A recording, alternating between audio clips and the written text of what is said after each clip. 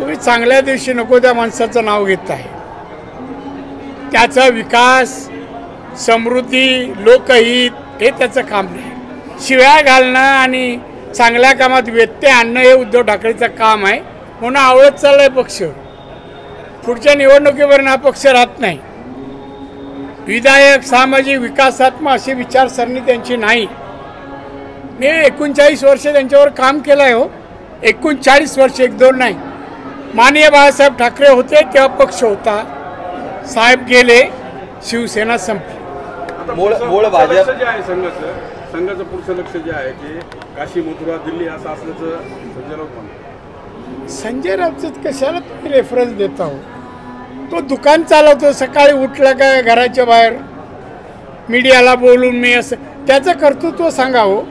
देशासाठी, राज्यासाठी, त्याच्या गावासाठी काय योगदान आहे त्या माणसाचं? काय दिवसा उठल्यास कोण चांगल्या लोकांचं वैयक्तिक एज्युकेशन संस्था चालवतो आहे, विद्यार्थ्यांना मदत होत्या, हॉस्पिटल, असं काय विधायक काम आहे का हो त्या माणसाचं? तुम्ही त्याच्या बातम्या देऊ नये असं मला वाटतं. मूळ भाजपची जी स्थापना आहे ती शिवसेनेच्या समोरच झाली आणि तो भाजप आणि आजचं भाजप यात फरक आहे किंवा आज तो भाजप राहिला नसल्याचं संजय राऊत म्हणतात. संजय राऊतच्या कुठल्याही भाषेला मी उत्तर देणार नाही. मूर्ख माणूस आहे, मी समजतो. तो ऐकून घ्या. त्याची वाक्य बघा, प्रत्येक वाक्य कॉन्ट्रोवर्सी निर्माण करणार आहे. विधायक आहे का? देशहित आहे का?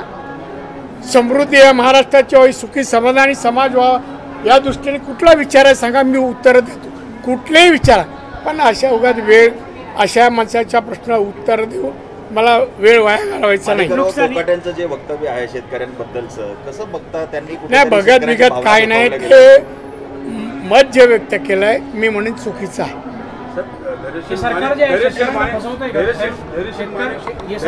म्हणतायत की जे प्रशासकीय उपमुख्यमंत्री आहेत एकनाथ शिंदे, मात्र जनतेच्या मनातले मुख्यमंत्री एकनाथ शिंदेच आहे. आणि तुम्ही म्हटलात की फडणवीस नेतृत्वात चांगलं काम जे तुम्ही आग लावायचं चांगल्या ठिकाणी चांगल्या दिवशी प्रश्न विचारू नको. मी उत्तर देणार नाही. मी राजकारणात आज आलो नाही. सगळ्यांपेक्षा जुना आहे. आता आहेत ना राजकारणात त्यांच्यापेक्षा. ऐकून घ्या.